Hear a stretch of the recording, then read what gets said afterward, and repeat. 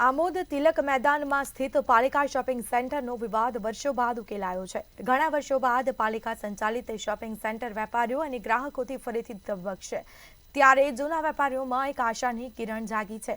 વેપારીઓને આશા છે કે શોપિંગ સેન્ટરમાં દુકાન મળશે અને ફરી નવી શરૂઆત સાથે ધંધા રોજગાર ધમધમશે। વર્ષો બાદ હવે શોપિંગ સેન્ટરની દુકાનોના શટરો આમોદ પાલિકા પ્રમુખ અને ધારાસભ્યના અથાગ પ્રયાસો બાદ ખુલશે।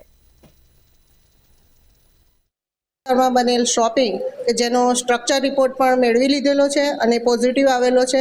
સરકારશ્રીમાંથી સૌના પ્રયાસથી ખાસ કરીને ધારાસભ્ય શ્રી દેવકિશોર સ્વામીજી પણ અમારી સાથે રહ્યા, માનનીય મુખ્યમંત્રીશ્રીનો પણ સારો એવો સાથ અને સહકાર મળ્યો કે જેના ભાગરૂપે નગરપાલિકા શોપિંગ ટૂંક સમયમાં શરૂ થઈ જશે।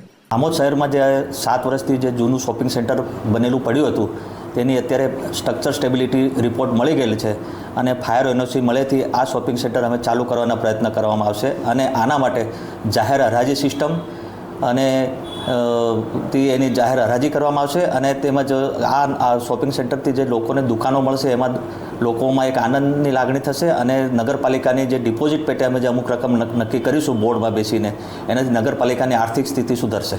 મંતવ્ય ન્યૂઝની ટીમ આજે આવી પહોંચી છે આમોદ અને આમોદ નગરના તિલક મેદાન પાસે આવેલ કોમ્પ્લેક્સ જે 2017માં આ દુકાનો તોડી 2007માં અને તોડીને નવીનીકરણ કરવામાં આવ્યું હતું। 2011માં નવીનીકરણ થયા બાદ પણ આજ દિન સુધી આ દુકાનો કોઈને સુપ્રત કરવામાં નથી આવી કે નથી એનું હરાજી કરવામાં આવી। ક્યાંક ને ક્યાંક વિવાદોમાં ઘેરાયા બાદ ત્યાં જે 63 જેટલા દુકાનદારો હતા તે પોતાના વ્યવસાય દુકાન માટેની માંગ કરી રહ્યા છે અને નગરપાલિકાએ તેઓએ બાંયધરી આપી હતી કે આ દુકાનદારોને પહેલો પ્રાધાન્ય મળશે।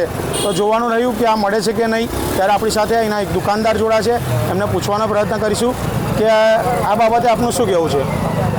મારું નામ મદનભાઈ છે।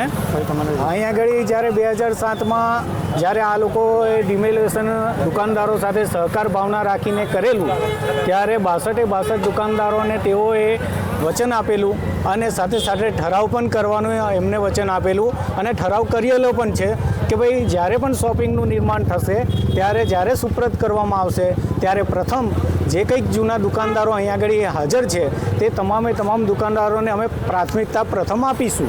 જેમ જણાવ્યું કે ભાઈ આ જે 63 દુકાનદારો છે તેઓને વહેલી તકે આ દુકાનો સુપ્રત કરવામાં આવે કેમ કે જે તે સમયે નગરપાલિકાએ ઠરાવ કર્યો હતો કે જે પ્રથમ દુકાનદારો છે તેઓને જ ન્યાય મળશે। ત્યારે આપણી સાથે બીજા એક જૂના અહીંના પંચાયત સમયના ભાડુઆત ગણો કે કબજેદાર હતા, તેઓ આ બાબતે આપનું શું કહેવું છે? નમસ્તે, હું પિયુષ પ્રજાપતિ છેલ્લા 30 વર્ષથી આમોદમાં રહું છું। 2007માં જ્યારે આ દુકાનો અમારી તૂટી ત્યારે અમને પ્રાથમિકમાં આપવામાં આવી હતી કે જ્યારે પણ આપણે આ શોપિંગ બનાવીશું ત્યારે જૂના જે દુકાનદારો છે 62 એમને આપણે પ્રાથમિક પ્રાયોરિટી આપીશું। 2011માં જ્યારે આ શોપિંગ બન્યું ત્યારે પણ અમને કંઈક એવી આશા હતી કે ચલો હવે તો અમે દુઃખમાંથી સુખમાં જઈશું અને અમારા જે પરિવાર છે એ કંઈક આશા સેવશે કે ચલો બહુ સારી જગ્યા પર ગયેલા છે। હમણાં શિયાળો ઉનાળો ચોમાસું તમે જોઈ શકો છો કે તાળપત્રીમાંથી પણ પાણી કરે છે, બરાબર। બીજી વસ્તુ કે 1.5 દાયકો થયો 2007થી 2025 સાલે છે, 17થી 18 વર્ષ થયા પણ હજુ પણ અમારી એક જ આશા છે કે કોઈક નવો એક દિવસ આવશે જ્યારે અમે આ શોપિંગમાં બેસીશું, સારો બિઝનેસ કરીશું, સારી જગ્યા પર ગ્રાહક અમારી પાસે આવશે। જેમ જણાવ્યું કે આ જે 62 દુકાનદારો છે તેઓને પ્રાથમિકતા આપવામાં આવે તેવી માંગ કરાઈ રહી છે।